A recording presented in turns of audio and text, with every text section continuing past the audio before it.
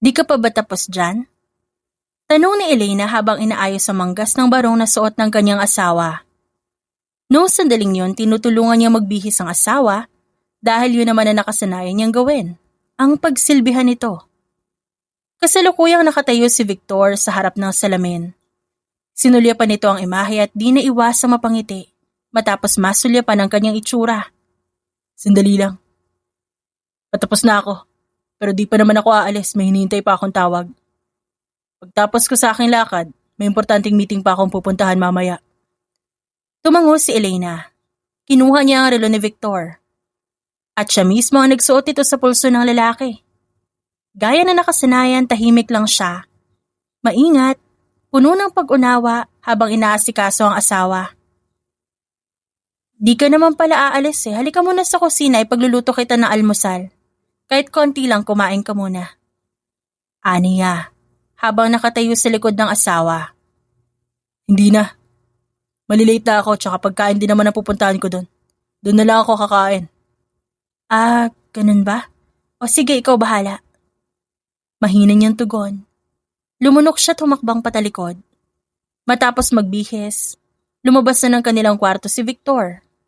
Habang si Elena naman naiwan sa loob. Pinulot niya muna ang pinagamitan ng asawa na nakakalat sa kung saan-saang parte ng silid. Inayos niya ito at nilagay sa tamang lalagyan.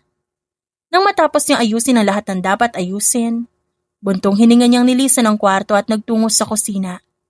Pagdating doon, nanlumo siya. Nang madatnan niyang malamig na ang hinahanda niyang pagkain, dahan-dahan siyang naupo sa harap ng mesa. As usual, ako na naman mag-isang kakain ng lahat ng pagkaing inihanda ko. Napahilot siya sa kanyang sentido. Hindi niya namalayang pumatak na naman ang luha niya. Ilang sandali pa sumunod si Victor sa kusina. Buong akala ni Elena ay sasaluhan siya nito sa pagkain. Ngunit gaya na nakasanayan, dinaanan lamang nito ang hapag. Mauna na ako, Elena. Huwag mo na akong hintayin mamaya ha, gagabihin ako. Walang emosyong tumango ang babae. Tumayo siya upang humalik kay Victor ngunit mabilis itong nag-iwas. Alis na ako, mag-ingat ka dito. Napakuyom ng kamay si Elena nang bigla siyang talikuran ng asawa. Wala siyang nagawa kundi ang magkibit-balikat. Ilang buwan na itong nanlalamig sa kanya pero ni isang beses hindi niya ito pinagdudahan.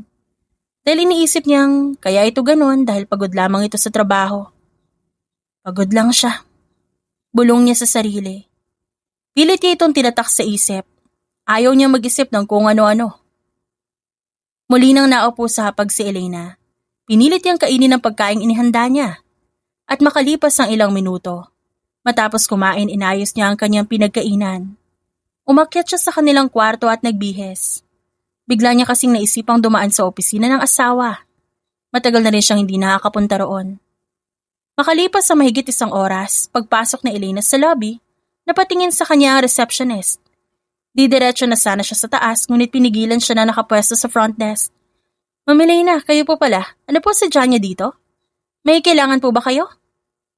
Tanong ng receptionist kay Elena. Wala naman akong kailangan. Matagal-tagal na rin kasi mula nang huli ako makapunta dito. Gusto ko lang makita kung may pinagbago na ba tsaka gusto ko lang din sanang dalawin si Victor. May nakaguhit pang ngiti sa mukha ni Elena habang nagsasalita. Naku, mali po kayo na napiling araw na pumunta dito, ma'am. Busy po si Sir Victor, may meeting po siya ngayon. Alam ko pero nabanggit niya sa akin na sandali lang yon. Nagsabi na rin naman ako sa kanya na pupunta ako dito kaya alam niyang parating ako. Akyat na ako ah. Sandali lang naman ako sa taas. Sige po. Kayo po yung bahala, Ma'am Elena. Matapos makalampas sa front desk, tahimik na naglakad si Elena patungo sa elevator. Pagbaba niya roon, dumiretso siya sa opisina ng asawa. Pagdating niya doon, nakita niya nakaawang na pinto, kaya dagli niya itong sinilip. Sa loob ng opisina ng asawa, nakita niya si Victor na nakaupo sa desk nito. Katabi nito ang personal assistant nitong si Rhea. May hawak na tablet ang babae at ipinapakita niya yon kay Victor.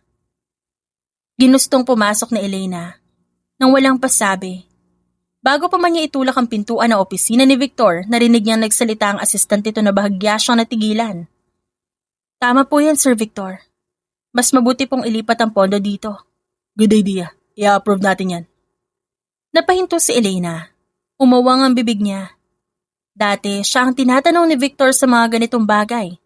Dati, bago gumawa ng desisyon, kinukonsulta muna siya ni Victor. Ngunit ngayon, nagpapasya na ito nang wala siya. Lumunok si Elena. Tumikim siya at bahagyang kumatok sa pinto. Mula sa kanyang pwesto, tanaw ni Elena mula sa salaming padarang asawa. Nakita niyang lumingon si Victor at nakitaan niya ito ng panandaliang pagkagulat sa muka bago napalitan ng neutral na ekspresyon. Pumasok si Elena at umawang ang bibig ng asawa nang makita siya. Anong ginagawa mo dito? Anong kailangan mo? Ang assistant nitong nakalingkis sa kanya bago pumasok si Elena ay bahagyang lumayo. Tinapunan nito ng tingin ni Elena bago sumagot. Wala naman. May pinuntahan ako malapit dito sa building mo. Malapit lang naman kaya naisipan ko sumaglit. Bakit? Masama bang pumunta dito? After all, kumpanya ko pa rin naman to na pinasa ko lang sa'yo.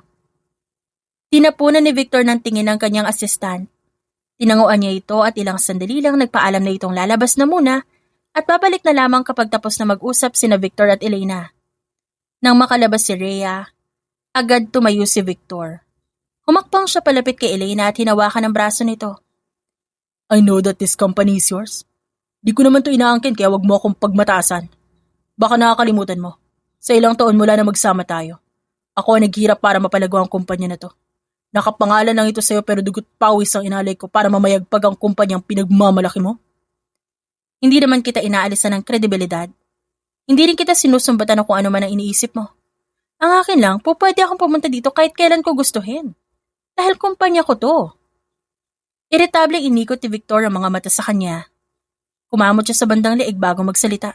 Umalis ka na. May meeting pa kami mamaya. Mamaya na lang tayo mag-usap. Gaya ng madalas niyang ginagawa, muling tinalikuran ni Victor si Elena. Napatawa na lang siya sa sarili dahil sa pagtrato nito sa kanya. Samantala, isa sa staff na nasabing kumpanya ang lumapit kay Elena paglabas ito ng opisina ni Victor. Isa ito sa mga dating empleyado na minsang nagtrabaho sa ilalim ng kanyang pamumuno noong panahong siya pa ang nagpapatakbo ng kumpanya. Ma'am Elena, kamusta po kayo? Sana naalala niyo pa po ako. Bungad ng babae matapos itong lapitan si Elena. Hindi ako ganun kamatandain pero kung hindi ako nagkakamali, dati kang intern ng CEO pa ako dito, di ba? Tama? Walang pagdadalawang isip na tumango ang babae. Tama po kayo. Dati nga po akong intern nung kayo pa po yung namumuno dito. Kamusta na po kayo? Ba't hindi na po kayo bumalik? Maabang kwento. Pinili ko rin kasi mag-iisang housewife kaya heto, pinasa ko yung posisyon ko sa asawa ko. Alam ko kasing magaling siyang mamuno. Kita mo nga mas lumago at nakilala yung kumpanya nung siya yung namuno. Ngumiti si Elena matapos ibida ang asawa. Ngunit ang ngiti niya hindi sinuklian ng babaeng nasa harap niya. You seemed serious? Bigla ka yata natahimik sa sinabi ko, may problema ba? Nagpalingalinga ang babae. Hinawakan niya ang balikat ni Elena at inilayo ito sa opisina ni Victor. Dinala niya ito malapit sa comfort room, sa lugar kung saan walang masyadong dumadaan. Ba't mo ako hinila dito? May gusto ka bang sabihin? Usisa ni Elena, habang nakataas sa magkabilang kilay. Actually ma'am, matagal ko na po kayong gusto makausap eh. Ha? Ba't gusto mo ako makausap? Tungkol saan? Hindi naman ho sa nakikialam ako ha. Pero base po sa nakita ko kanina yung pagtrato po ni Sir Victor sa inyo, Ma'am Elena. Hindi niyo po deserve yung ginagawa niya sa inyo eh. Ma'am, hindi niyo po deserve na maloko dahil napakabait niyo. Maloko? Umalo ng guhit sa noo ni Elena. Nag-cross siya na magkabilang kamay bago muling nagpatuloy. Anong ibig mo sabihin? Hindi kita maunawaan. Anong pinupunto mo? Niloloko ba ako ng asawa ko? Yun ba ang dahilan kaya gusto mo ako makausap? Niloloko ba ako ni Victor? Sa dami ng kanyang tanong, walang anumang nakuhang sagot si Elena. Tinitigan lang siya ng babae kaya hinawakan niya ito sa magkabilang braso. Sabihin mo sa akin ng totoo, niloloko ba ako ng asawa ko? Unti-unting tumango ang babae. Ayoko po sana manggaling sa akin eh. Pero yung totoo, hindi ko po kasi maatim na makita yung ginagawa ni Sir. Produkto din po kasi ako ng broken family. Saksi po ako sa kung paano inilaban ng nanay ko yung tatay ko. Kahit na palagi siyang niloloko nito. Ma'am Elena, mag-ingat po kayo sa lalaking pinagkakatiwalaan niyo. Bantayin niyo po yung asawa niyo. Hindi. Hindi ako naniniwala sa'yo. In denial pang sambit ni Elena, saka siya dahan-dahang lumuwag ang pagkakakapit sa braso ng babae. Mahal ako ni Victor. Hindi niya ako magagawang lokohin. Believe it or not, nagsasabi po ako ng totoo. Nasa inyo na po kung maniniwala kayo. Basta po ako nagmamalasakit lang. Dahil minsan po kayo naging mabuti sa akin. Hindi nakaimik si Elena sa pangangatwiran ng babae. Bigla kasi siyang napaisip. Tinitigan niya ito. Inosente ang muka at mukhang hindi naman nagsisinungaling. Tumikim ang babae. Hinawakan nito ng mahigpit ang kamay ni Elena. Mauna na po ako sa inyo, ma'am. Mag-ingat po kayo palagi, ha? Alagaan niyo yung puso niyo. Hindi niyo deserve ang mga nangyayari sa inyo. Tuluyan na itong tumalikod. Napasandal sa pader si Elena matapos ma-process sa isip niya ang lahat ng kanyang narinig. Nang manumbalik ang lakas at tibay ng kanyang tuhod, nilisan niya na ang nasabing building. Paglabas niya ng gusali, sa kanya naramdaman ang bigat ng kanyang dibdib. Halos bumagsak ang kanyang mundo, pero pilit pa rin niyang pinatatag ang sarili. Hindi siya pwedeng panghinaan ng loob, lalo pat hindi niya napapatunayan na totoo ang kanyang mga nalaman. Mabigat ang loob na umuwi si Elena. Nagkulong lamang siya sa kanilang kwarto. Kinagabihan, hinintay niya si Victor sa sala at pasado 9:00 na nang dumating ito. Kumusta ang araw mo? Napagod ka ba? Tanong ni Elena sa asawa. Oo. Maikling sagot ni Victor.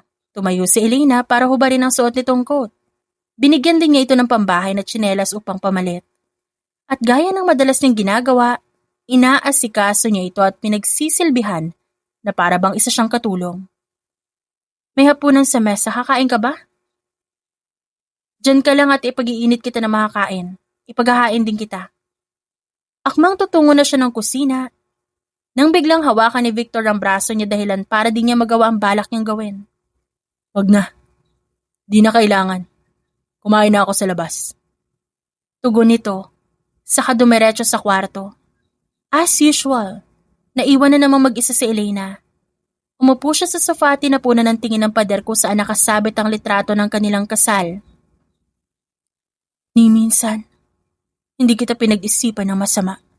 Sa ilang taon natin pagsasama, hindi ko inisip na kakayanin mo lokohin ako. Lalo't alam mo ang ginawa ko lahat para sa ikabubuti ng pamilyang binubuo natin. Inalay ko ang buhay ko at para lang pagsilbihan ka. Handa akong bumaba sa pwesto ko noon. Sana lang hindi totoo yung mga nalaman ko. Kapag nahuli ko niloloko mo ako, isinusumpa ko hindi kita mapapatawad. Ikinayom ni Elena ang kanyang magkabilang kamay. Sa kauna-unahang pagkakataon, yun ang unang beses na nagtanim siya ng sama ng loob kay Victor. Hindi agad nakatulog si Elena nung gabi. Nakahiga siya sa kama, nakatagilid, nakaharap sa bakanteng espasyo sa tabi niya. Samantala, naroon si Victor sa kabilang gilid, nakatalikod, tahimik at mahimbing na ang tulog. Siya naman gising na gising ang diwa. Habang nakatingin sa kawalan, paulit-ulit na bumabalik sa isip ni Elena ang mga sinasabi ng empleyado kanina. Nasa in denial state pa siya. Hinihiling niya na sana, hindi totoo lahat. Na sana, nagsisinungaling lang ito at sinisiraan lamang nito ang kanyang asawa. Mariing napapikit si Elena ng kanyang mga mata. Pinilit niya matulog kahit di pa siya dinadalaw ng antok. Kinabukasan kahit hindi na pinapansin ni Victor ang kanyang inihahandang pagkain, patuloy pa rin naghanda ng pagkain si Elena. Habang abala siya sa kusina, tangan niya ang hiling na naway. Ma-appreciate ng asawa ang kanyang ginagawang pag-aalaga dito. Bumati siya dito na makita ang asawang bihis na. Magandang umaga, pinagtimpla kita ng black coffee kasi naalala ko na yun ang gustong-gusto mong tinitimpla ko sa'yo noon. Ibinaba ni Elena ang kapeng tinimpla niya sa lamesang madalas na pwestuhan ni Victor. Ngunit imbis na magpasalamat, sinamaan pa siya nito ng tingin. Ba't ganyan ka makatingin? May problema ka ba sa akin? May nasabi ba kung di mo nagustuhan? Takang tanong ni Elena. Walang emosyon na mukha niyang tumingin sa asawa. Nagkunot noo si Victor. Inis na siya sa pagiging sobrang tanga ng asawa niya. Dahil kahit ano pang pagtrato niya, tila pa wala itong pakiramdam. Bakit kahit di ko na pinapansin yung mga luto mo? Luto ka pa rin ng luto. Di ka ba nakakaramdam? Nagsasayang ka na ng pagkain at nagpapakapagod para sa wala. Hindi ako nagpapakapagod. At mas lalong hindi ako nanghihinayang dahil in the first place, ito naman talaga yung palagi kong ginagawa. Mula na ikasal tayo magpasa hanggang ngayon, inaasikaso na kita. Nasanay na ako sa ganito, tsaka asawa kita. Bilang asawa, hindi ako mapapagod na pagsilbihan ka. Fuck, Elena. You're so stupid and naive. Talaga bang manhid ka o nagtatanga-tangahan ka lang? Hindi mo ba maintindihan na ayoko nang inaasikaso mo ako? Go spend time taking of yourself. Tingnan mo ang sarili mo. Sa kakaasikaso mo sa pabayaan mo na yung sarili mo. Wake up, Elena. Hindi ganyan ang klase ng babaeng pinakasalan ko. Kundi lang sana nakakasuko ang itsura mo. Baka magkagana pa ako kahit sabayan ka sa pagkain. Padabog na kinuha ni Victor ang bag niya at dagling umalis.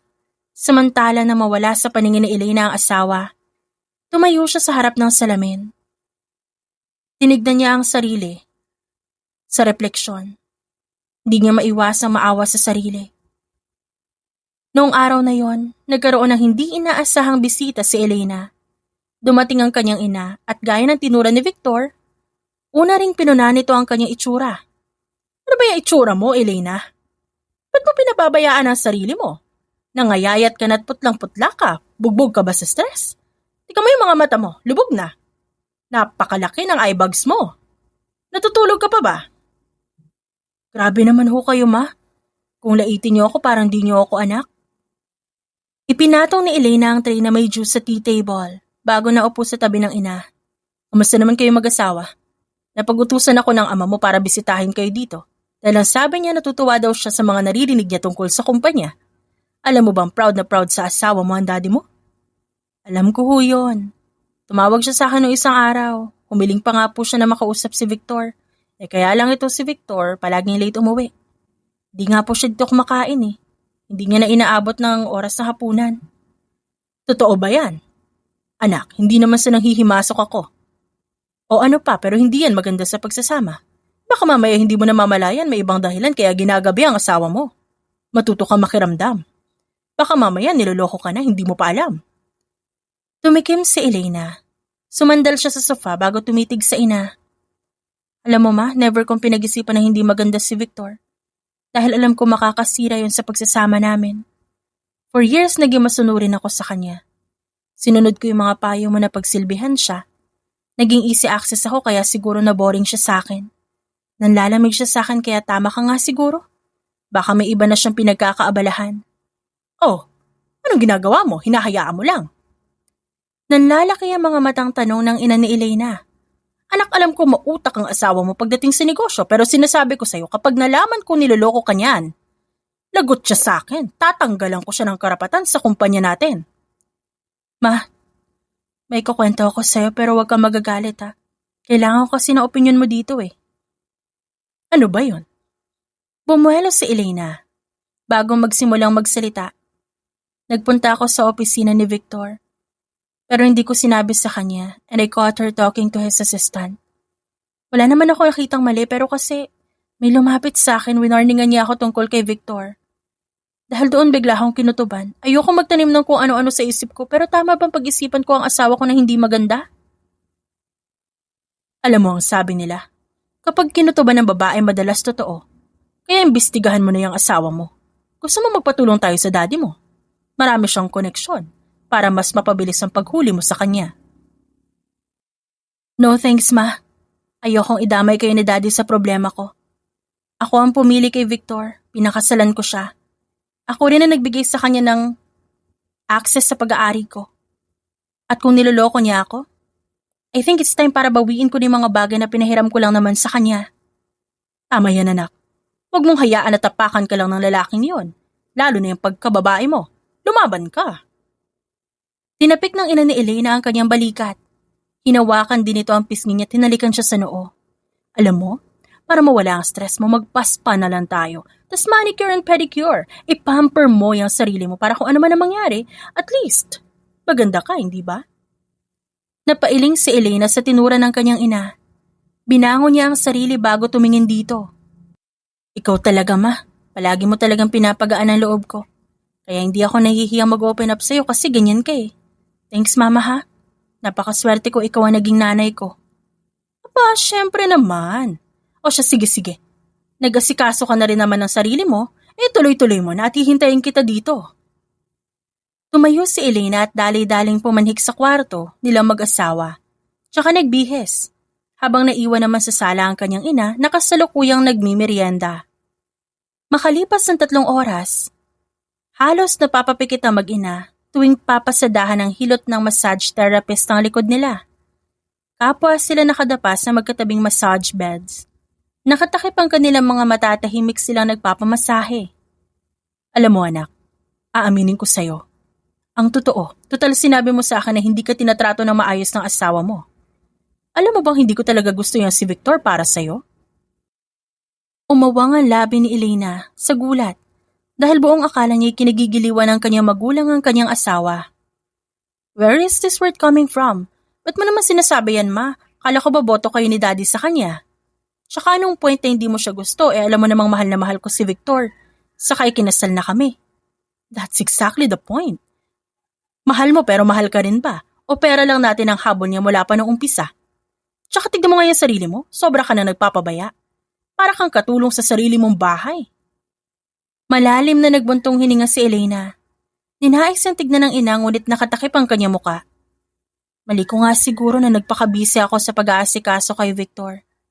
Gusto ko kasi siyang suportahan sa lahat ng ginagawa niya. Saka gusto ko rin maging maganda ang image niya sa mata ng mga investors. Kaya sa pagsuporta at pag-aalaga ko sa kanya, nakakalimutan ko na yung sarili ko. Elena, you did your best. Naging mabuti kang asawa pero siguro tama na yan. Hindi ka naman katulong, asawa ka. Dapat, pinapantayan mo yung asawa mo. Hindi yung nagpapakababa ka. May sarili kang career noon. Bakit mo binitawan? Ma, napag-usapan na natin to, di ba? Mas gusto ko na maging housewife at suportahan si Victor. Yung dating ako, wala na yun. Naaawa ako sa'yo. Ano bang gusto mong gawin ko? Na hindi kita mapipigilan dahil kasal na kayo. Pero hindi ako papayag na magpakatanga ka. Hindi ako papayag na ginaganyan-ganyan ka lang at lolokohin ka ng lalaking yan. Hindi nakaimik si Elena. Pipi niyang pinakinggan ng mga sinasabi ng kanyang ina. Dapat talaga. Putulin na natin ang tumutubong sungay ng asawa mo sa ulo niya. Feeling ko any moment hindi siya magdadalawang isip. Nasuwagin ka. Kahit pa pera mo at kapangyarihan na nagpayaman sa kanya. I know he still loves me. Konting usap lang magiging okay din kami nun. Hindi ka sigurado anak. Kaya mag-ingat ka. Hindi porket mahal mo ang isang tao. Hindi ka niya na kayang saktan. Kailangan mong protektahan ang sarili mo. Kailangan mong alagaan ang yaman ng pamilya natin bago patuluyang mahuli ang lahat. Dahil sa mga binitiwang salita ng ina ni Elena, maging siya napaisip din. Ano bang dapat kong gawin? Mag-imbestiga ka. Alamin mo kung may tinatago ba sa iyang si Victor. May mga private investigators tayong kilala. Gusto mo bang tawagan ko? Di ko alam, ma. Parang ang sama naman kung pagdududahan ko agad si Victor, baka magalit siya. Tsaka hindi ba mas maganda kung kusa nating malalaman ng totoo? Parang mas magandang idea yon. Wala namang masama sa manigurado. Mas masama kung niloloko ka na pala. Hindi mo pa alam. Isipin mo na lang nag-iingat ka. At saka hindi naman kailangan malaman ni Victor na pinapaimbestigahan mo siya. Secret lang naman natin ito kahit sa tatay mo. Hindi rin natin ipapaalam. Sa ilang sandaling pagdadalawang isip, pumayag na rin si Elena sa nais ng ina. Nakukulitan na rin kasi siya dito. Sige na nga. Pero mapatago lang ayoko magalit si Victor sa akin. Aba, syempre naman, ako pa ba? Magtiwala ka lang sa akin. Malalaman natin kung anong klaseng lalaki ang pinakasalan mo. Gagawa natin siya ng background check. Aalamin natin kung may iba pa siyang babae. Babantayan natin ang ginagawa niya sa kumpanya. Sisiguraduhin natin hindi niya inaabuso ang tiwala mo. Hindi na umimik pa si Elena. Lumunok na lamang siya at pinayapa ang isip. O sige na, mag-relax ka. Hayaan mo na ang problema mo. Ako ang bahala, basta ikaw magpaganda ka. Magpaspa ka ulit bukas, mag-shopping ka. Huwag ka magpa-apekto at huwag mong dibdibin masyado yung mga nangyayari sa'yo. Kaya mo yan, anak. Matapos magpaspa, nagtungo naman sa salon ang mag-ina. Inubos nila ang kanilang oras sa maghapon, sa pagpamper ng kanilang mga sarili. Nang sumapit ang gabi, pasado 9:00 na makauwi si Elena. Pagpasok niya halos magsabay sila ni Victor dahil kadarating lang din ito. Ginabi ka yata ngayon sa kabagaling. Tanong ni Victor kay Elena. Huwag ka na sumagot. Wala rin naman akong pakialam kung saan ka nagpupunta.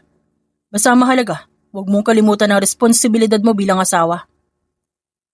Nang tumalikod si Victor, aksidenteng nalanghap ni Elena ang pabangong unang beses pa lamang niyang naamoy. Sa ulado niya ang amoy ng pabango na ginagamit ng kanyang asawa. At alam niyang pabango ng ibang tao ang kumapit sa damit ng asawa niya. Victor, what do you want? Ismid nito saka siya sinamaan ng tingin. Babanggitin pa sana ni Elena ang tungkol sa naamoy niya. Ngunit matapos makita ang reaksyon ni Victor, mas pinili niya na lamang manahimik. Magpapahinga na ako.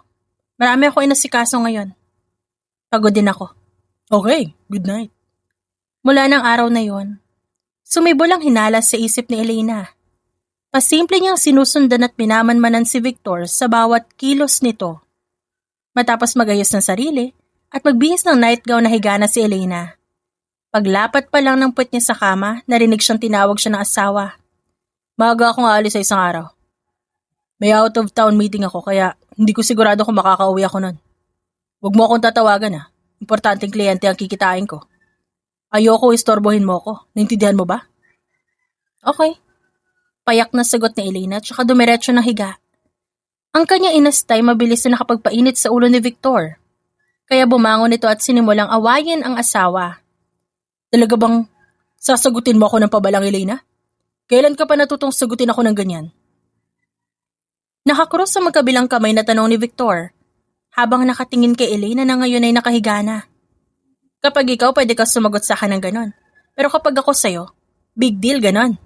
What's the point of being a married couple kung ayaw mong gawin sa'yo yung ginagawa mo sa iba?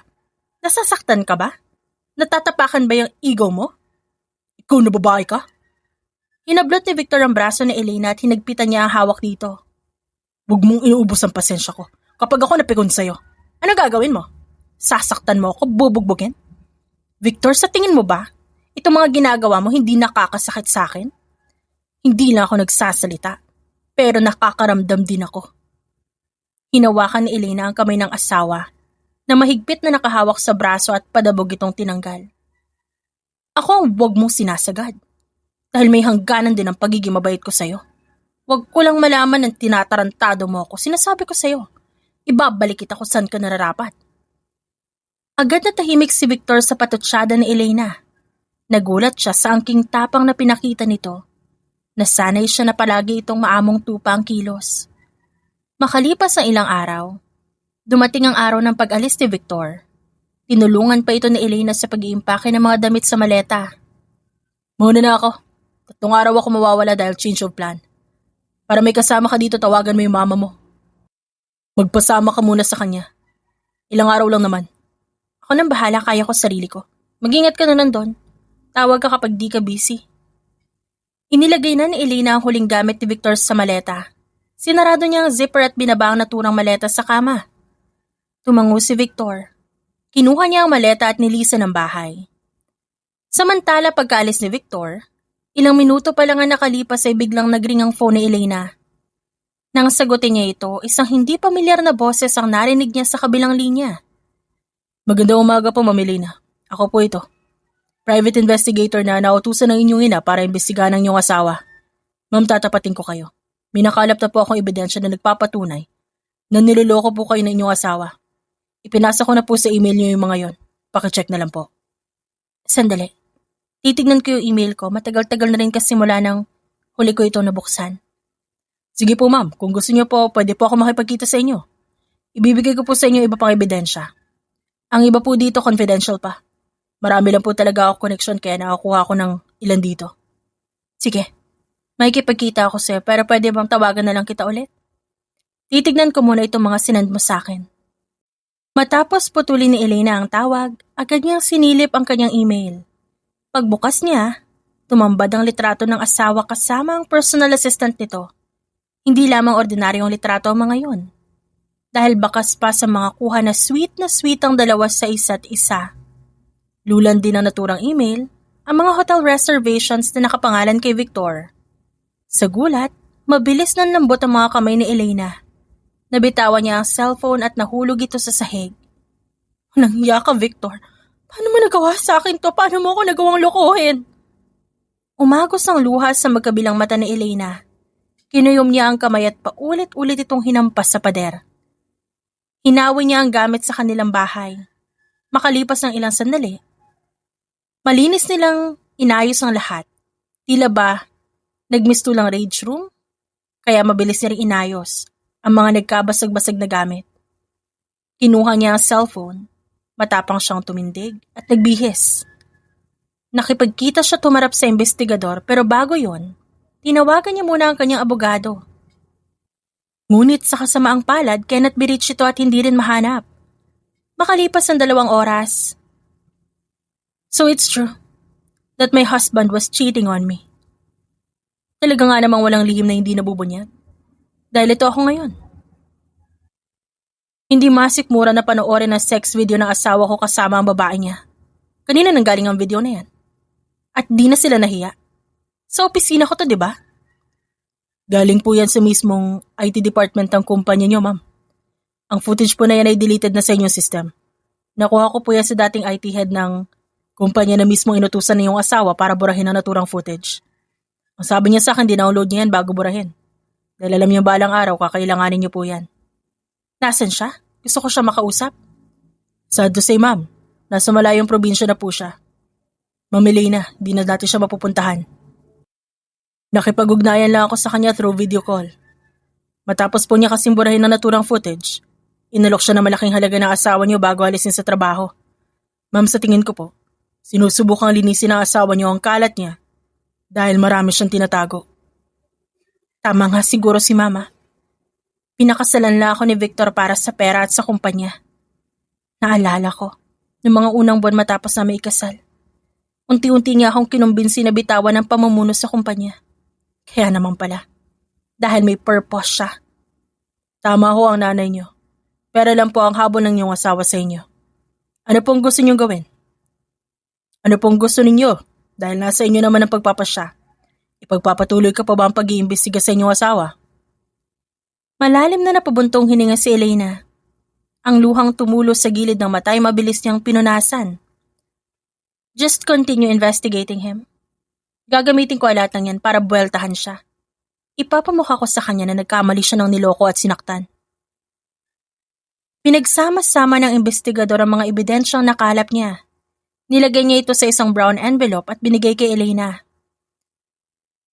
Ipaprint mo ang mga pictures na pinasa mo sa email ko at gayon din ang mga hotel reservations. Nakasama mong pinasa sa akin. Isasampal ko yan kay Victor pagbalik niya. Masusunod po, Ma'am Elena. Matapos sa pakikipagkita ni Elena sa investigator, nagtungo siya sa tahanan ng kanyang ina. Nagpaalam siyang doon muna siya tutuloy habang wala pa si Victor. Sinasabi ko na nga ba, never talaga nagkamali ang kutob ng babae. Kasalukuyan itong hinahaplos ang balikat ng anak dahil kasalukuyan itong nakatungo sa kanyang balikat. Gwapo lang yun, pero wala akong tiwala sa hilat siya ng pagbumuka nun. Anong balak mo sa kumpanya, Elena? Pakikisamahan mo ba ang asawa mo for the sake of our company? Tanong naman ng ama ni Elena. Sinamaan ito ng tingin ng asawa. Wala ka ba sa katinuan? Talagang kakayaan mo pa rin makisama ang anak mo sa asawa niyang niloloko siya? Wala ako sinabing ganyan, kaya nga tinatanong ko yung anak mo. Huwag na po kayo mag-away, ma. Nakapagpasya na po ako, makikipaghiwalay na po kay Victor pagbalik niya. Buo na po ang desisyon ko at hindi na po magbabago yon. Tsaka wag po kayo mag-alala. Wag niyong alalahanin ng kumpanya. Babawiin ko yun sa kanya. Talk to our family lawyer. Ask him for some advice. Para alam mo kung anong dapat mong gawin sa manloloko mong asawa.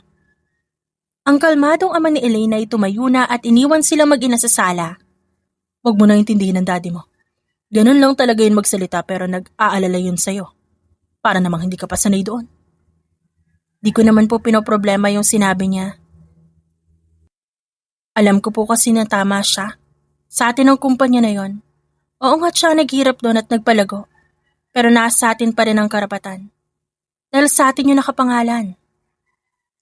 Saka mo na yan problemahin. Sa ngayon ay ipayapa mo muna ang isip mo. Deserve mo namang magpahinga matapos ang masalimuot na pangyayari dyan sa buhay mo. Huwag kang mag-alala, nandito lang kami ng daddy mo. Bukas na bukas. Kukunin natin lahat ng gamit mo sa bahay nyo. Iuuwi na kita dito. Maraming salamat, Mama. Hindi ko talaga alam ang gagawin ko kapag wala ka. Mahal na mahal kita, anak. Palagi mong tatandaan yan. Iiwanan at sasaktan ka ng lahat pero ako hindi ko gagawin yun sa'yo.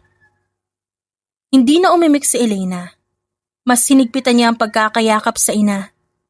Makalipas ang 1 linggo, what the?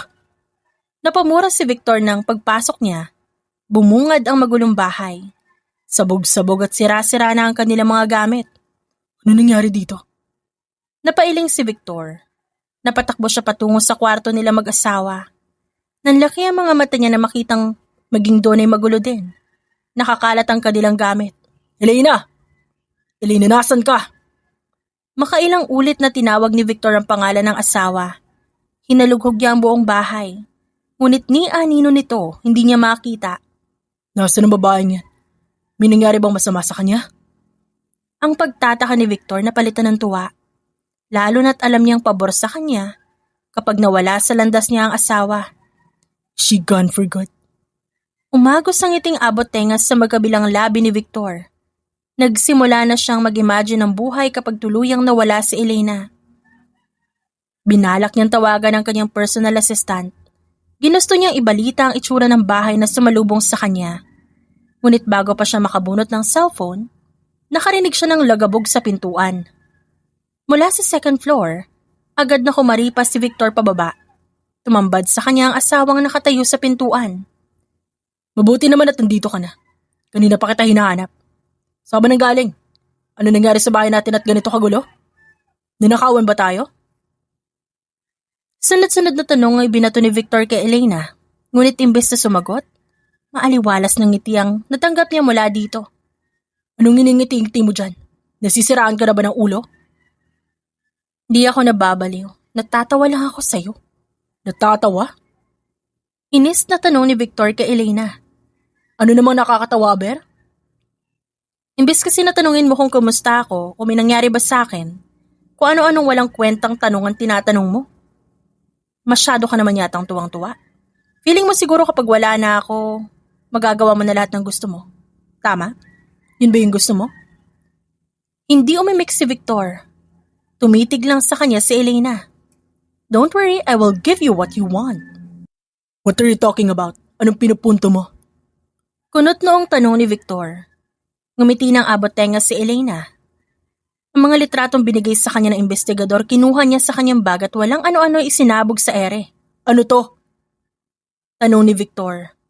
Yumuko siya upang dumampot ng isang litrato.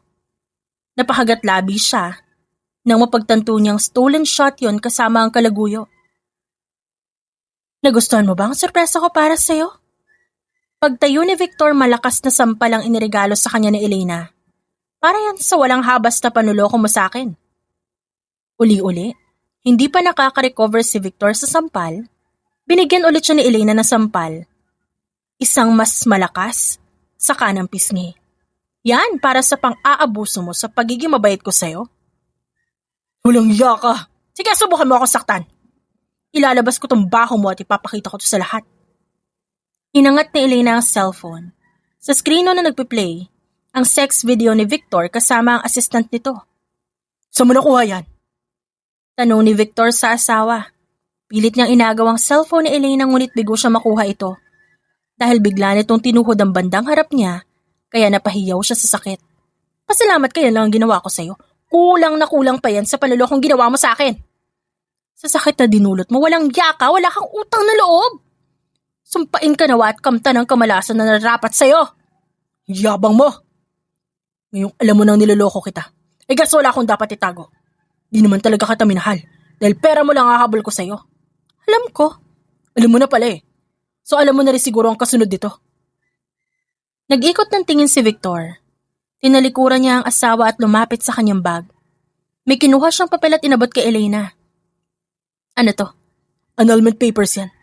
Pirmahan mo na lang para matapos na ang kalokohang to. Bago ko pirmahan, Gusto kong sabihin sa'yo na binabawi ko na ang kumpanya mula sa pangangalaga mo. Mula ngayon, tinatanggalan na kita ng posisyon sa kumpanyang pagmamay-ari ng pamilya ko.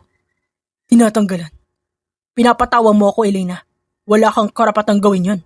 Ba't mo ako tatanggalan ng posisyon sa sarili kong kumpanya? Sariling kumpanya? Victor! The last time I checked, sa amin ang kumpanya na yon. Pinahawak ko lang sa'yo ang posisyong dating sa'kin. Pinahiram ko lang yun at ngayon binabawi ko na. That's exactly the point. The last time you checked, pero sinubukan mo ba tignan ulit kung kanino pa nakapangalan ng kumpanya? Anong ibig mong sabihin? Huwag mo sabihin, Elena, ako ay naghihirap sa kumpanya. Ikaw wala kang ambag sa pag-unlad nun. Try to check the papers. Lahat ng assets na nakapangalan sa'yo, inilipat mo na sa akin. Inilipat? Victor, nasa katinuan ako. Ba't ko gagawin yun? Ask yourself. Huwag mo sabihin yung mga papel na minsan mong pinapirma sa akin. Thanks. You get it. Naunawaan mo rin sa wakas. Walang hiya ka. Napakawalang hiya mo! Lumapit siya kay Victor at pinaghahampas ito sa dibdib. Just sign the fucking annulment papers, Elena. Huwag na nating pahirapan ng sarili natin. Pumirma ka na at lumaya sa pamamahay ko. Ano pang hinihintay mo? Pirma na! Pirma! Dahil sa pagsigaw ni Victor, hinablot ni Elena ang annulment papers at dali-dali itong pinirmahan bago isampal kay Victor. Pagsisisihan mo itong ginawa mo sa akin. Pagsisisihan mo to! Dumiretso sa isang resto bar si Elena. Doon siya nagpakalunod sa alak. Di niya matanggap na nagawa siyang maisahan ni Victor. Nagawa nitong unti-untiin siya. Nagawa nitong ilipat sa pangalan niya ang mga bagay na pag-aari niya. I can't believe this. Ganun ba talaga ako kabobo? Ilang taon? Pinagkatiwalaan ko siya without knowing na iniiputan niya pala ako sa ulo? Reklamo niya. Ininom ni Elena at tinungga ang natitirang laman ng alak sa boteng in-order niya. Pang-ilan na yon at nakakarami na siya. Marami ka na nainom. Kaya mo pa bang umuwi? Mula sa likod, nilingon niya ang pinanggalingan ng tinig. Hindi pamilyar sa kanya ang mukha ng lalaking nais kumausap sa kanya. Sino ka ba? Pwede bang tantanan mo ko? Lumayo ka sa akin. Muli siyang umorder ng alak at nagpatuloy sa pag-inom. I know you. Sino hindi makakakilala sa nag-iisang anak ng mga Marquez? Lumunok si Elena. Siniyasat niya ang mukha ng lalaking naupo sa harap niya. Ngunit hindi niya talaga ito makilala. I know you're probably wondering who I am, but let me introduce myself. I am Enrico Heras. Minsan akong sumubok na makapag-negotiate sa kumpanya pero tinanggihan niyo ako. Dahil hindi niyo ako nakitaan ng potensyal. Nagsisimula pa lang kasi ako nun eh. I'm sorry to hear that. Pero kung titignan ka naman, mukhang successful ka na. Ipagpasalamat mo hindi ka nakapasok sa kumpanya na yon. Gago ang bagong may-ari nun. Sige ka, mahahawa ka. Umagalpak ng tawa si Elena. Natawa na rin ang lalaking kausap niya dahil sa kanyang sinabi. Stop wasting your time mourning your cheating ex-husband. He does not deserve you. How did you know that he's cheating on me? Kilala mo ba ang asawa ko? Nakita mo bang niloloko niya ako? Nauutal at pumipiyok pa niyang saad. Dalawa lang naman ang dahilan kaya pumupunta ng ganitong klaseng bar ang isang matinong babaeng gaya mo. Una, kapag nawalan sila ng trabaho at gustong maglabas ng sama ng loob. Pangalawa, yung niloko ng asawa. Kaya sa tansya ko, niloko ka ng asawa mo, no? Natatawang dinuro-duro ni Elena si Enrico. Gusto ko yung mindset mo. Magaling kang kumilatis ng tao. Matalino ka. Sakto lang. So ano, let's go? Hatid na kita sa inyo? Hindi na kaya ko ang sarili ko. Kaya ko pa umuwi. Muling tinungga ni Elena ang laman ng beer na hawak niya. Inubos niya ito at sinimot hanggang sa kahuli-hulihang patak. Tumayo siya ngunit dahil sa kalasingan, hindi niya na kinayang tumayo ng tuwid. Sabi na kasing di mo kaya. Ayaw mo pa maniwala sa akin. Halika na nga, hatid na kita sa inyo. Pilit na inakbayan ni Enrico si Elena. Inakay niya ito at sinakay sa kanyang kotse. I know your parents' address. Doon na lang kita ihatid. Tatawagan ko na lang din sila along the way. Masyado kang maraming alam sa akin ha. Stalker ba kita? Hindi na sumagot si Enrico. Sinuotan niya na lang ng seatbelt si Elena bago nagsimulang magmaneho. Makalipas ang mahigit 1 oras. Maraming salamat sa paghahatid mo sa aking anak. Mabuti na lang at isang mabuting tao ang nakahanap sa kanya.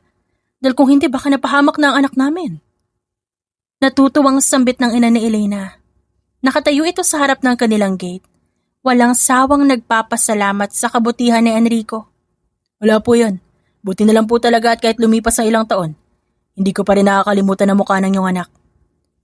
Oo nga pala. Paano mo nga nakilala si Elena? Ang pamilya namin. Nauutal na saad ng ina ng babae. Sa tingin ko kasi ikaw yung klase ng tao na hindi marunong makalimot. Good for you. Noong baguhan pa po kasi ako sa pagninegosyo, sumubok po ako maging business partner ng asawa niyo. Kaya alam po masyado po akong bata nun eh. At baguhan pa kaya hindi ako pinalad. Ganun ba? Pasensya na sa nangyari ha? Okay lang ho yun. Naintindihan ko naman ho. Tsaka dahil dun marami po ako natutunan mula sa asawa niyo. Utang ko po sa kanya kaya ako nakamit ang kung ano mang meron ako ngayon. Wala kang utang na loob sa asawa ko o sa pamilya namin. May dahilan kung ba't nangyari ang lahat at sa tingin ko, ito ang purpose na nangyari. O siya, sige na, pwede ka na umuwi. Maraming salamat ulit sa paghahatid mo sa unika iha namin. Wala po nga naman. Mauna na po ako. Maraming salamat po sa pagtanggap niyo sa akin. Kinabukasan, napahilot si Elena ng kanyang sintido matapos magising sa sobrang sakit ng ulo. Ilang minuto siyang nakapikit bago magdilat ng mata. Teka, paano ako nakauwi? Tanong niya sa sarili matapos mapagtanto na bumangon siya sa kamang pag-aari niya at sa kwarto niya mismo. Paano ako nakauwi? You should thank Enrico. Inihatid ka niya dito ng buo. Napatingin si Elena sa pintuan matapos marinig ang boses ng ina. Ma, alam mo maswerte ka. Mabuting tao ang nakakita sa'yo. Buti na lang at mabait si Enrico at inuwi ka niya dito. Ikaw naman kasi, ba't ka nagpakalasing? At hindi nagtira ng pang-uwi? Gusto ko lang talaga makalimutan ang problema ko, ma. Lalo na't wala na pala ako mababawi. Ano ang ibig mong sabihin, anak? Isa-isa na palang nilipat ni Victor ang pangalan niya sa mga assets ko. Mawala na ako mababawi. Inangkin niya na lahat, wala na akong kumpanya, sa kanya na yun nakapangalan. Ano? Paano nangyari yon? Paano niya nagawa yon? Naalala ko na may mga dokumento siyang pinapirma sa akin. Di naman ako nagtatanong kung ano o para saan, pumirma lang ako, ma. Ginamit ni Victor ang kahinaan ko. Paano na to? Baka mapalayas ako ni Daddy kapag nalaman niya to. Hindi natin malalaman na sagot dyan. Kundi natin sasabihin sa kanya, kaya tara na. Oo nga pala, bago ko makalimutan. May bisita ka nga pala sa labas. Kanina pa naghihintay. Bisita ho? Sino pa ba? Di si Enrico. Halika, tumayo ka at magpasalamat. Lumunok si Elena. Tumayo siya at sinilip ang sarili sa salamin. Teka lang ma, mag-ayos muna ako. Mauna na kayo doon. Sinimula ng asikasuhin ni Elena ang kanyang sarili. Ginawa niya ang kanyang morning routine at paglabas niya sa salas bumungad sa kanya mga magulang at si Enrico na magkakausap. Oh, nariyan na palang hinihintay natin. Halika na't nakahanda na ang agahan. Enrico, halika na. Saluhan mo kami. Huwag kang tatanggi. Nakangiting sambit ng ina ni Elena. Maraming salamat ho. Nakangiting sagot ni Enrico. Nang magtungo na sa kusina ang mga magulang ni Elena, nagpahuli siya upang makapagpasalamat kay Enrico dahil sa paghatid nito. Natuwa naman ang binata nang masilayan ang ngiti ni Elena. Dad, oo nga po pala may kailangan po kayong malaman. Nung sandaling yun nagsisimula na silang kumain. Walang emosyon ng kanyang ama nang tignan siya nito. Dad, sorry. Napakalaki po ng kasalanan ko sa inyo. Yung kumpanya po natin at ibang ari-arian na nakapangalan sa akin, lahat po yun inangkin ni Victor. Sorry po kasi wala na po ako mababawi. Nagsimula nang umiyak si Elena. Hinaplos-saplos ng kanyang ina ang kanyang likuran. Bago pa man magsalita ang ama ni Elena, nagsuhestyon si Enrico at ang tinura niya ikinagulat ng lahat. I have a suggestion if you guys want. I will help you get back everything that Victor stole from all of you. Tutulungan ko si Elena na mabawi ang kumpanya niyo. Yun ay kung papayag kayo. Nagkatinginan ng lahat sa tinura ni Enrico. Nagtaka sila at kinwestiyon nito ngunit sadyang mabait ang lalaki. Nais talaga nitong tumulong ng walang hinihinging kapalit. Dahil aniya, tinitingala niya ang ama ni Elena. dahil ito ang naging inspirasyon niya ng mga panahong nagsisimula pa lamang siya. Umugong ang katahimikan sa dining table, hanggang sa basagin ito ng ama ni Elena. Enrico, pinapahalagahan namin ang iyong alok. Ngunit hindi kami basta-basta nagtitiwala sa mga taong hindi namin lubos na kilala. Naintindihan ko po. Pero gusto ko pong patunayan na sincero ako sa aking alok. Hindi ko po kayo bibiguin. Paano mo naman gagawin yan? Alam mo ba kung gaano kalakas si Victor? Meron na siyang koneksyon sa gobyerno at sa mundo ng negosyo. Alam ko po yon. Pero meron din naman po akong kakayahan at kaalaman. Naniniwala ako na kung magtutulungan tayo, kaya nating talunin si Victor. Kaya pa nating mabawi ang lahat basta kailangan lang na pag-isipan nating mabuti kung paano natin siya titirahin. Malalim na nagbuntong hininga ang ama ni Elena. Tumingin siya sa anak bago magsalita at magbitaw ng pasya. Sige, kung ganoon bibigyan ka namin ng pagkakataon. Ngunit kung gagawin mo lang ang ginawa ni Victor at susubukan mo ring lokohin kami, malalaman mo kung sino kalaban mo. Ngumiti si Enrico. Di ko po kayo lolokohin. Hindi po ako ganong klase ng tao. Pinapangako ko po. Pagkatapos kumain, naupo sina Elena at Enrico sa living room. Sinimulan nilang pag-usapan ang kanilang plano at gagawing hakbang. Kilala ko si Victor, magaling siyang maghugas kamay. Paano natin siya mapapabagsak? Una, kailangan nating malaman kung saan nilalagay ni Victor ang kanyang mga assets. Kung nasa na importanteng dokumento nagpapatunay, nasa kanya na nakapangalan ng lahat ng pinanghahawakan niya. Kapag napatunayan natin na hindi yan dinaan sa tamang proseso, may laban tayo. Kailangan din nating malaman kung meron siya mga kasabwat. Meron ako mga dating empleyado na maaari nating tanungin. Yung mga trustee ni Victor. Sila ang posibleng nakakaalam sa mga detalye ng kanyang pinagkakaabalahan sa buhay. Magaling. Magtulungan tayo para makuha natin lahat ng impormasyon na kailangan natin. Pinalawig pa nila ang kanilang usapan upang matumbok ang nais nilang maatim. At nagpasya na si Elena na siya mismo ang magiging karma ni Victor. Babawiin niya ang lahat ng inagaw nito at seryoso siya doon. Upang mas maging magaling sa larangan ng pagninegosyo, dinala ni Enrico si Elena sa ibang bansa upang itrain ito. Samantala, ang ilang buwang pagkawala ni Elena sa bansa ay ginamit niya para ibangon ang sarili. Siyempre sa tulong ni Enrico na nagsilbing mahusay niyang mentor. Ito ang nagparealize sa kanya kung gaano siya katalino at kagaling. Habang pinapalago ni Elena ang kanyang career, ginamit niya ang kanyang skill para mas talong umangat.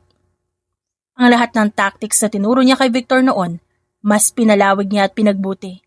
Sa madaling salita, mas nag-improve siya.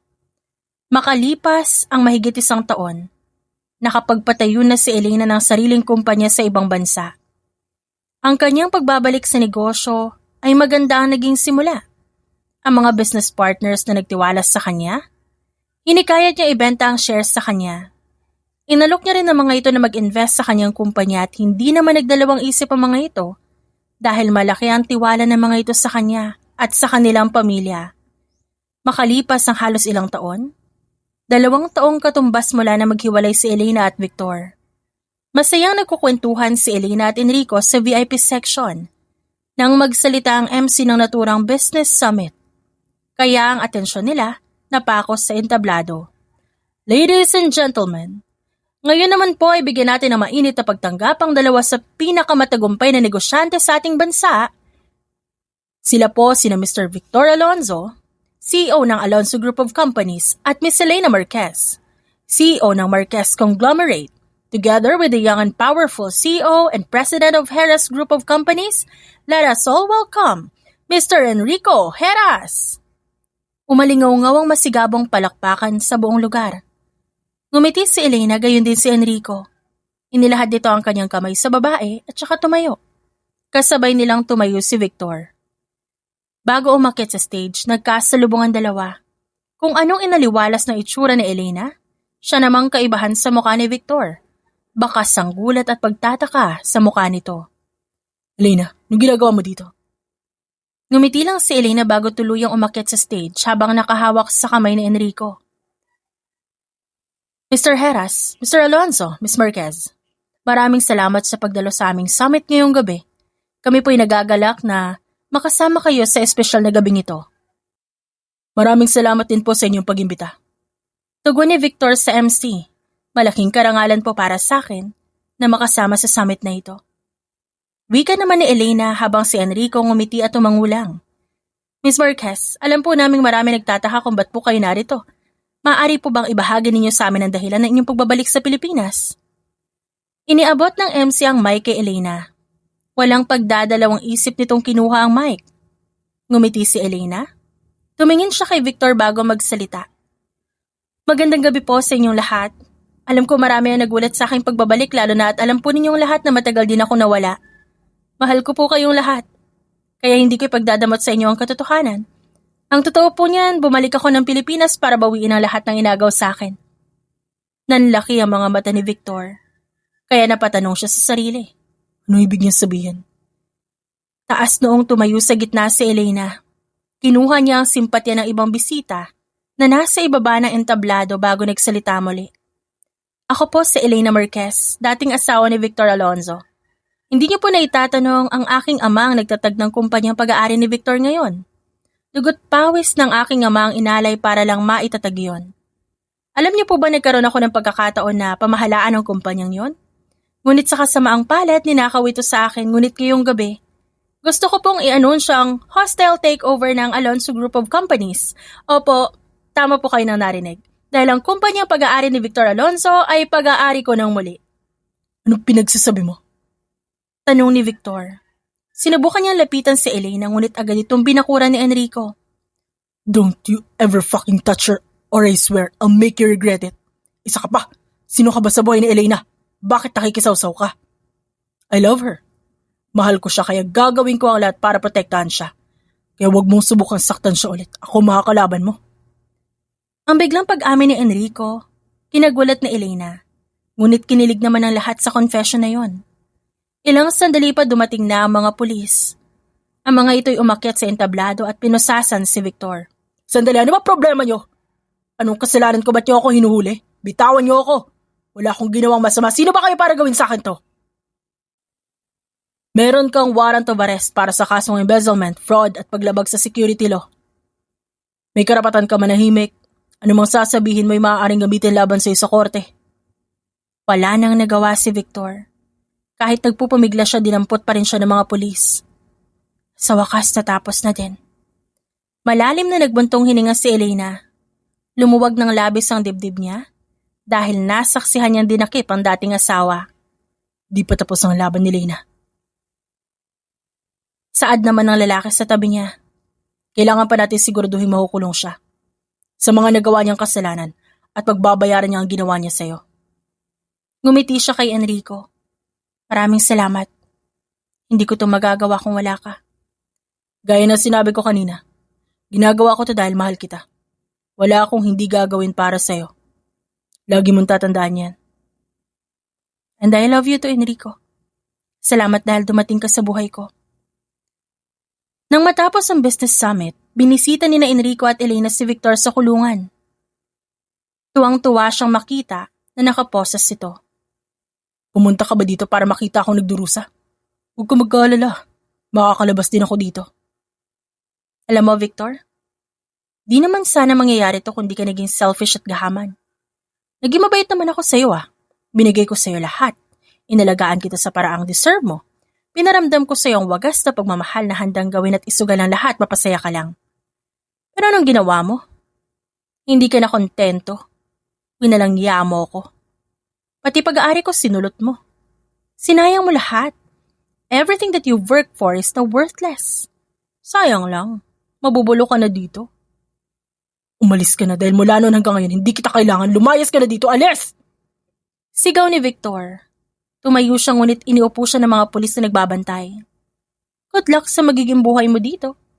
Kayanin mo Dahil kulang na kulang pa itong pagkakakulong mo sa lahat ng pasakit na binigay mo sa akin. Pinagsisisihan ko na kilala kita. Sana wag ka munang mamatay para mapagbayaran mo ang kasalanan mo sa akin. Mula sa presinto, dumiretso na sila sa kanilang bahay. Agad nilang ipinamalita sa magulang ng babae ang kanilang relasyon at masayang-masaya ito para sa kanila. Walang pagsidla ng saya ni Elena matapos maling makatungtong sa opisinang dati kanya, makalipas ang mahigit 2 taon. Kasalukuyan siyang nakaupo sa swivel chair at masayang ninanam ng mga sandaling yon dahil kay tagal niya rin yung hinintay. Ilang sandali pa, may kumatok sa pintuan at pumasok ang bago niyang sekretarya. Yun ang babaeng nagmalasakit sa kanya at nagsiwalat ng katotohanan hinggil sa panluloko ni Victor noon. Ma'am Elena, nandito na po ang abogado para sa hostile takeover. Let him in. Agad na pumasok ang isang abogado. Tumayo si Elena upang kamayan ang mga ito. Magandang araw po, Ma'am Elena. Handa na po ako para sa hostile takeover ng Alonso Group of Companies. Okay, we can start. Ilang oras nang lumipas, natapos ang hostile takeover. Si Elena na ang bagong CEO ng Alonso Group of Companies. You're finally back, Ma'am Elena. Salamat sa Diyos at nagkita tayong muli. Masaya ako makatrabaho ka. Salamat ah. Kung di ka nagmalasakit sa akin, tanga pa rin siguro ako hanggang ngayon. Buti na lang po talaga at sinabi ko sa inyo ang totoo. Tignan niyo naman po. Nahanap niyo yung lalaking nararapat para sa inyo. Ngumiti naman ang isang babae na kanyang sekretarya. Totoo, deserve niyo ni Sir Enrico ang lahat. Ang swerte-swerte po niya sa inyo. Actually, ako ang maswerte sa kanya kung alam mo lang. Laking pasasalamat ko na nakilala ko siya dahil siya ang sumalbas sa akin mula sa masalimuot na buhay ko. Ang swerte niyo po sa isa't isa. Kailan po ba yung kasal? Sana naman po malapit na. Excited na po ako eh. Sus, wala pa yan sa isip ko. O siya, sige na, iwanan mo muna ako at tatawagan ko muna siya. Busy kasi siya kaya wala siya ngayon dito. Sige po ma'am, iwan ko na po muna kayo. Sabi nila, magkaiba ang pananaw ng lalaki at babae pagdating sa pagtanggap at pagkilala sa taong makakasama nila habang buhay. Sabi nila, kapag ang babae nagmahal, mabilis nilang iisipin ng taong yon na yun na ang makakasama nila habang buhay kahit hindi naman talaga. They will settle to that person at handa silang maghintay kahit gaano pa katagal. Samantalang ang lalaki, kapag nakilala nila yung the one, hindi na sila makakapaghintay pa. They are willing to do whatever it takes to just marry and settle to that person. Ibang klase, ano? Talaga nakakabilib ang mga lalaki na parang straight to the point sila kapag alam nila ang direksyon nila at may plano sa buhay. Kagaya ni Enrico. Kaya katulad nito, nang mapagtanto niyang si Elena na ang dawan para sa kanya, hindi niya na pinakawalan pa ang babae. Makalipas sa 2 buwan, naganap ang engagement party in the very most unexpected way. Hindi makapaniwala si Elena. Para pa rin siyang nananaginip sa tuwing naiisip niyang magpapakasal na naman siya. But this time, sa taong totoo sa kanya at sa taong mas mahal siya. The end.